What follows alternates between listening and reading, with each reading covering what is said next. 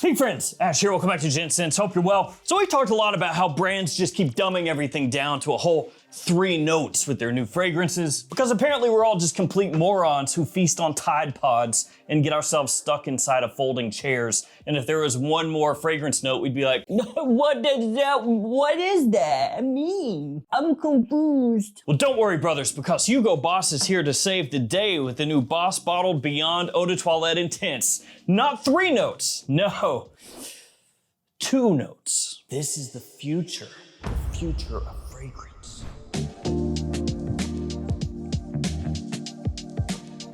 So this one was actually announced like a little while ago and then kind of fell off everybody's radar completely. I almost forgot about it myself. And then I saw it in a duty free. So just remember, if you're ever traveling through an international airport and they've got a duty free there, stop in and see what they've got, because they may have this depending on where you're going. Now, the original Boss Bottle Beyond, that one is more of like a somewhat classy, modern fragrance. It's got a little bit in common with fragrances like PDM's Castly and to a lesser extent Ganymede, that sort of minerality. This though is something completely different, and I'll let you know if it's for the better or the worse. First off, let's go ahead and take a peek at this presentation, and then we'll talk beyond and what 2 notes actually means. Le box! On the front, you got the name of the fragrance, name of the house, size and concentration, 100 ml Eau de Toilette Intense. On one side, you've got the outline of the bottle, and it says Boss Bottled Beyond. Same thing on the other side. On the back, they let you know that the fragrance is refillable. You also have your ingredient info back there as well. You got the little bottled logo up top, and then on the bottom, you've got your badge code and your barcode. My badge code is 5104. That's a 6104. I swear, the way the light hit it for a second there, it looked like a 5. And here we've got the bottle, so it has that reflective kind of mirrored look to it, but you can actually easily see through it, especially if you hold it up to a light. You've got Boss on the front. You have a little faux leather wrap around the collar. You got the logo on the collar as well, and it's on top of the cap also. On the bottom of the bottle, you're gonna see the logo once again, as well as your badge code. Got kind of a pearlescent look to it, depending on how the light hits it. Cap slides into place, does not click into place, but it's pretty snug. And let's go ahead and do a couple sprays. Here we go. It's okay. Also logo on top of the atomizer as well. So how many logos is that? We got 1, 2, 3, 4 on the bottle. They missed an opportunity to put one inside the cap and make it 5. Now, if I can find this one, I'll have it linked in the description down below. If not, just be aware that it is apparently starting to roll out, since it is, like I said, available at duty free. So the insultingly basic note breakdown here is orange blossom and leather. And the first thing that may pop into your head when you hear orange blossom is the first thing that popped into my head, and that is YSL myself. But does it actually smell like that or in that style? Well, I'll tell you what, the opening here is actually excellent. It smells good. It does not suck. It's fresh, it's bright, it is immediately easy to like, it's clean, it's simple, but it's easy to wear and a potential compliment puller all right off the rip. You get this noticeable semi-sweet citrus that kind of pops there and grabs your attention as soon as you spray it on. Obviously no actual citrus note in the official note breakdown, but it definitely has citrus in here. The citrus has a light sparkle, this kind of effervescent lift when you first spray it on, and it does not have any of that rind that sometimes citrus notes can have. I like the rind, okay? I like a little bit of that Sour Patch Kids aspect going on. Sour and then sweet, I like that. But a lot of people don't. And when you get more of a rindy, kind of tart citrus opening, that can turn a lot of people off. This one has none of that at all. So the citrus in there off the top, really nice energy, but it doesn't come across bitter, sharp, or tart. Running underneath that citrus when you first spray it on is kind of a freshly laundered clothing aspect. And yeah, no, it's becoming more common, really popular nowadays. Like I said, you know, YSL myself kind of really broke that open, and a bunch of other fragrances have followed through that opening. But this one has got a bit of that going on as well, right off the top. And what's really nice is it also has this almost faint, cooling, aromatic touch. Now that is way behind the whole fresh laundry, citrus sort of feeling that you get in the opening,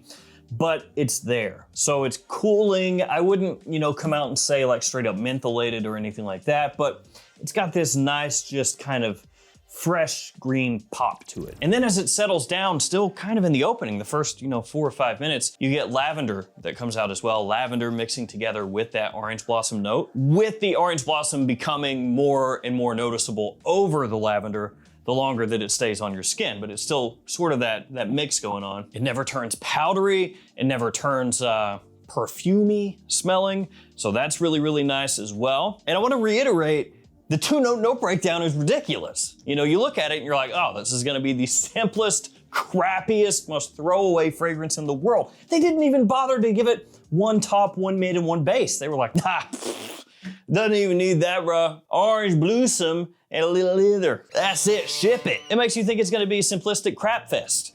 But then when you actually smell it, it's really nice. You've got, like I said, citrus, you've got these aromatic notes coming out. You do have the orange blossom, you've got lavender, different things kind of grabbing your attention. But I guarantee you, you go into a store and if it's somebody who doesn't really, you know, care what they're selling, they're gonna be like, well, this one's got orange blossom and leather. That's it, it's fresh. It's nice. It's kind of a disservice to the fragrance itself, but you know, whatever. Compared to the original Beyond, off the top, this one is clearly, to me, more versatile, more of a compliment puller, easier to wear, but it is also more relaxed. So the other one is kind of a little more, you know, buttoned up, potentially a little more fancy if you wanted it to be, or a little more mature. Cliff's notes for the opening: magnetic, fresh, clean, easy to wear, and also really modern as well, done in a way that could remind you of some other things out there a little bit. Into the mid, unfortunately, that citrus that you get off the top, that fades pretty quick. Yeah, this is not one of those fragrances where the citrus lingers and you know, keep picking up these nice wafts and remnants as the fragrance dries down.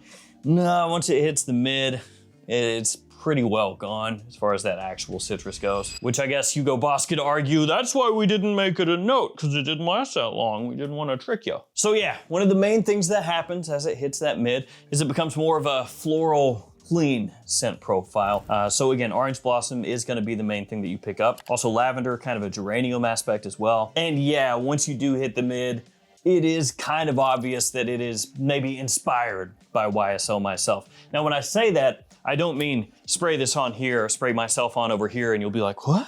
It's the same thing. I can't tell the difference. No, you can tell the difference just the same as you can tell the difference between Paradigm and Myself, or Polo 67 and Myself. Like, they're all different fragrances and they all have their own kind of vibe, but they're also all kind of doing a similar thing, right? So it's like Bleu de Chanel, YSL Y, and Dior Sauvage. Same thing. All three are blue fragrances. Nobody's gonna argue with you and say, oh, they're not blue fragrances. But also, if you smell Sauvage and Bleu de Chanel side by side, hopefully you're not gonna go, oh, it's the same thing, because they're really clearly not. Similar vibe here. Is it inspired by Myself? I think so. Do I think it smells the exact same as Myself? No. Would you wear it in the same place at the same times? You could. There are just a lot of similarities here, so I don't think you could say with a straight face like, what? Myself? I've never heard of it. What's that fragrance? No, I've not heard of such a thing. I would never try to make something that would take a piece of their pie. How much money are they making again? I mean, no. Clean orange blossom, modern floral masculine push and polish, extreme versatility and use case. I mean, yeah, come on. Now, as it heads through the mid, starts to head into the dry down, it does pick up more of a slightly soapy aspect to it as well, so the cleanliness kind of starts to lean that way. Not powdery soapy, not like vintage shaving cream, not barbershoppy, none of that. More like nice, high-end, clean, modern hand soap, if that makes sense, just without the powdery overtones. It smells neat, it smells groomed. Again, still easy to live with, easy to wear. Although I will say through the mid, as it starts to head into the dry down, it does start to get a little more streamlined. So there's not quite as much going on, because in the opening you can actually pick up a number of different things kind of popping in and out. As you start to head into the dry down, not quite as much. Also, as far as the leather goes, I mean, I guess, like, there's a little bit of a kind of a light suede that starts to work out, not like a big time leather note or anything like that. You don't get a whole heck of a lot of woodiness that comes through either, especially as it, you know, heads through the mid. And for a fragrance that's marketed around 2 notes, you know, orange blossom and leather, you're maybe expecting in equal doses, and it's more like, you know, way more toward the orange blossom side than the leather side. Now, before we hit the dry down, I want to hit you with some codes. Here they are. So FragFlex, 10% off. Every single time you shop there, you can use that code to save yourself 10%. Then the codes for JOMASHOP, those only work within the JOMASHOP app, so you need to download the app, use the codes. And then also, of course, the codes for Perfume Box and Beauty House, among others. So anytime you shop any of these discounters, use those codes. Save yourself some money. All right, into the dry down, the full dry down. We're talking after it's been on your skin for a while. That's when you start to get more of the suede that comes out, the leather. It is though more like faint, soft woods and a little bit of suede that comes through. It's not like a big pop, a big punch of it. And as I said, through the mid, you don't really get a whole heck of a lot of the suede and woodiness really at all. It's just once the other thing starts to fall away a little more, that's when that starts to come out and become more noticeable. You also get a faint little waft of tonka, you know, just this hint of sweetness from that. The orange blossom still carries through into the dry down as well. It still never loses the whole clean, easy going thing. That's really what this fragrance is for me, from the opening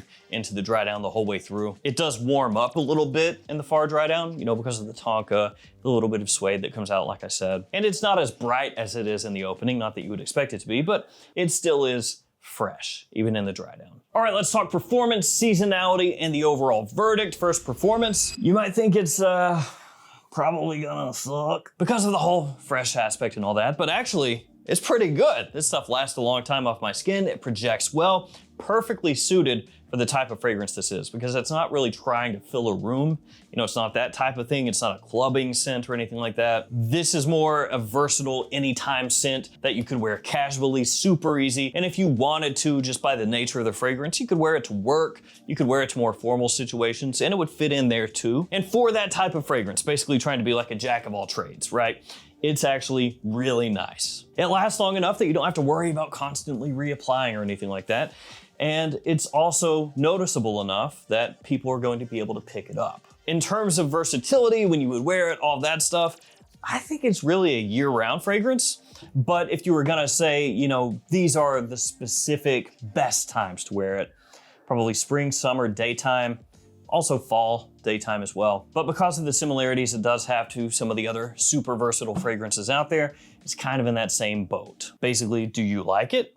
Then wear it. So yeah, Boss Bottle Beyond, kind of an interesting little subline at this point. There's only 2 fragrances in the line, of course, and they both approach modern masculine fragrances in a different way. I don't really consider the 2 Beyond fragrances all that similar, like if you do a side-by-side. So they're trying to carve out like 2 different lanes, essentially. The original Beyond, like I said at the beginning of the video, a little more in common with like PDM Castly, Ganymede, fragrances like that. This sort of fizzy minerality while keeping things classy and trying to still keep it wearable day to day. And then this one, clearly more in that modern, masculine, clean floral side. No minerality, nothing divisive, nothing potentially that would make you turn your nose up. They're just trying to go for straight up mass appeal. So I would say this one is probably less distinctive than the original one. I think that if you have just a random person on the street smell both of them and you're like, which one of these is more unique smelling, they probably say the original. But if you ask them which one do you think actually smells better, more people are probably gonna say this one. It's not really hyper unique, but as a day-to-day fragrance, it smells awesome. Really versatile, super appealing. I love the way it comes across. It's a polished, modern, dumb reach. You know, it's one of those ones you just don't have to think about. And I think once this hits the same price, or maybe even lower, that the original Beyond is at discounters, sick buy at that point, yeah. Because the original is like 65 bucks right now for a 50 mil at FragFlex. After 10% off, it's, you know, roughly 60 bucks. If they do price this one down, because it's, you know, technically an eau de toilette, intense, but technically, sometimes those will get priced down, is what I'm saying, because, you know, eau de toilette concentration. So if that happens, and you can pick this up for, say, 50 bucks for a 50 mil or 65 for a 100 mil, that is gonna be awesome. I'm not saying rush out and buy it at full retail, not saying that at all, but if you like the fragrances I mentioned that are somewhat in the same family as this one, you will probably love this. Pros and cons, first the pros. The opening is excellent, the sparkling citrus, the clean florals, it smells nice. It's modern, it's polished, it's extremely versatile. The orange blossom is smooth and appealing, and it doesn't come across with a perfumed kind of smell to it. The longevity is good, the projection is good for a fresh fragrance. You don't have to worry about reapplying all day long, and it is a strong potential compliment puller. Now the cons, the first one is just the note breakdown. 2 notes, like, come on. I know that doesn't matter to a lot of people, but still, like 3 is too many. The next con, the citrus, unfortunately, fades pretty quick. It smells really nice for all of 3 minutes. The mid, while still being really, really pleasant smelling, is more straightforward than the opening, so not quite as interesting once it hits that point. Also the leather, extremely, extremely subtle until you hit that full dry down. When there's only 2 notes, you would think both of those would be pretty noticeable. And then the final con is that it's not really, like I said, that distinctive. It's kind of falling in line with a bunch of other fragrances, but it still smells awesome. And at the end of the day, that part is gonna be more important for most people than smelling really distinctive. So there we go, Bottled Beyond Eau de Toilette Intense. Surprisingly good. I thought this stuff would suck pretty hard considering that it was announced and then disappeared. Didn't really have anything of interest as far as the write-up goes and all of that. Tried it at the duty-free, bought it at full retail, and here we are. I wanna thank you guys for hanging with me. Stay safe out there, take care of yourselves. I'll see you tomorrow with another fragrance video. See you guys.